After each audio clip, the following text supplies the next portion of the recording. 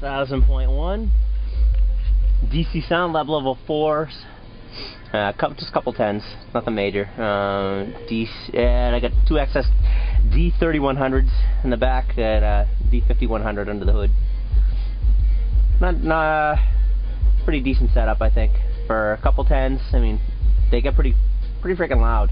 The atomic amp, that thing kicks ass on these subs. Definitely a huge notice from the old Orion 2500 I was running. But I mean, that's my competition amp. I mean, I usually use that on 215s, not these 10s, but the 10s handle it pretty decent too. You know, they could handle some good power, and that atomic, that'll put it out for sure. Have maybe try the Atomic 7000 for next season. You know, that's another kick-ass amp. But yeah, it's my little video, just something to throw up before I put the system away for the winter. I mean, that's my daily subs.